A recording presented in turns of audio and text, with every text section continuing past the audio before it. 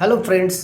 आज हम लोग बात करने वाले हैं म्यूचुअल फंड के इस सीरीज में कि म्यूचुअल फंड के ऐसे कौन सी स्कीम है जिसमें हम लोगों को निवेश से बचना चाहिए, क्योंकि म्यूचुअल फंड में तो बहुत सारा स्कीम है। वैसे अभी मैं एक सीरीज स्मॉल कैप को लेके चल रहा हूँ, लेकिन ऐसा माना गया है कि हर एज ग्रुप के लिए अलग अलग टाइप का स्कीम होता है। क्यों होता है ऐसा? क्योंकि देखिए, जिनका एज ज़्यादा है तो मार्केट, चूंकि स्टॉक मार्केट या डेट फंड है, बहुत सारा फंड है, तो स्टॉक मार्केट खास तौर से थोड़ा उतार चढ़ाव भरा होता है। कभी कभी 2-3 साल के लिए रिटर्न अच्छा नहीं मिलता है। तो अगर किन्हीं का एज बहुत ज़्यादा है और वो स्मॉल कैप में डाल देंगे तो उनको प्रॉब्लम हो सकती है, तो उनके लिए अलग फंड है।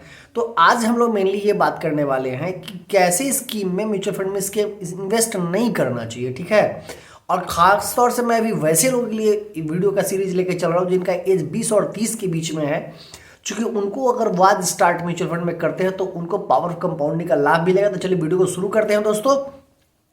कि देखिए, सबसे बड़ी बात है कि म्यूचुअल फंड में देखिएगा, एक होता है इंडेक्स फंड में दो तरह का फंड होता है। एक सेक्टोरियल फंड जिसको बोलते हैं, जैसे फार्मा इंडेक्स हो गया, बैंकिंग इंडेक्स हो गया, इंफ्रास्ट्रक्चर इंडेक्स हो गया, पीएसयू इंडेक्स हो गया। तो ऐसे निवेश से आपको बचना चाहिए। क्यों?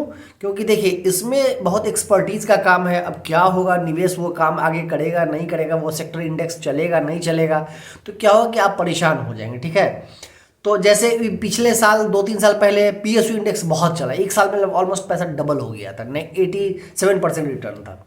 तो उसको देख के अगर आप कर लेंगे तो आप प्रॉब्लम में आ सकते हैं। तो इसलिए मेरा एक निजी सलाह है कि जो सेक्टोरियल इंडेक्स है उससे बचना चाहिए, आपको ऐसे में इन्वेस्ट नहीं करना चाहिए। उसके बाद आता है एफओएफ, फंड ऑफ फंड।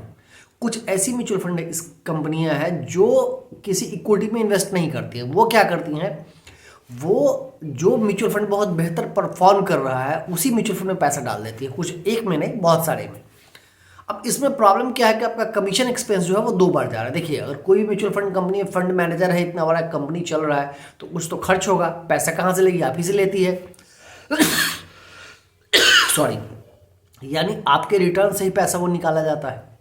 तो अगर वैसे कंपनी में आप जाएंगे, स्कीम में, एफओएफ में, फंड ऑफ फंड में, तो आपको कमीशन 2 बार चार्ज हो रहा है।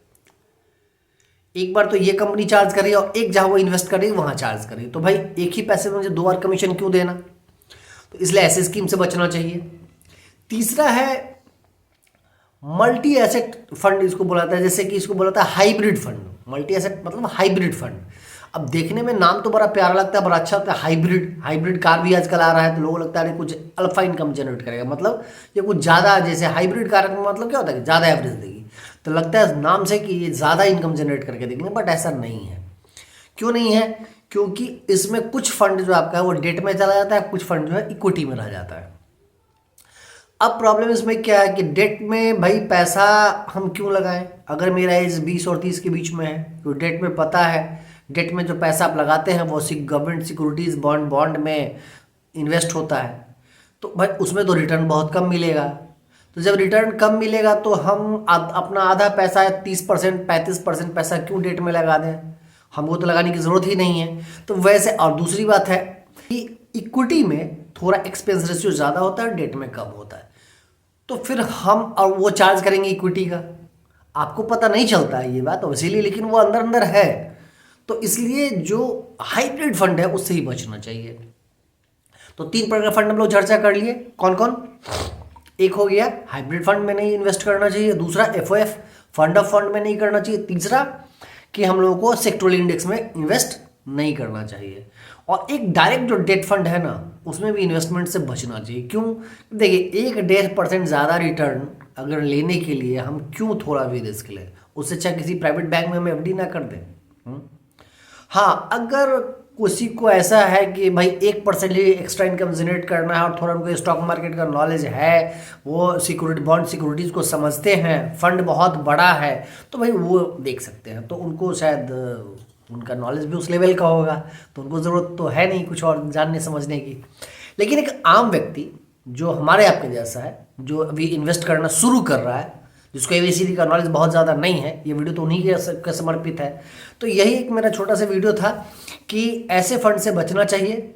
मैं लगातार म्यूचुअल फंड पे वीडियो डाल रहा हूँ, स्टॉक मार्केट पे भी वीडियो डालता हूँ, यानी पूरा वेल्थ क्रिएशन का एक कॉन्सेप्ट लेके मैं चल रहा हूँ। आप लोग इस जर्नी का हिस्सा बनिए और मेरे चैनल को लाइक सब्सक्राइब और शेयर करिए, कमेंट जरूर करिएगा, कुछ अच्छा लगे तो, कुछ बुरा लगे वो भी बताइएगा। तो मिलते हैं फिर अगले वीडियो में। चलिए, थैंक यू वेरी मच।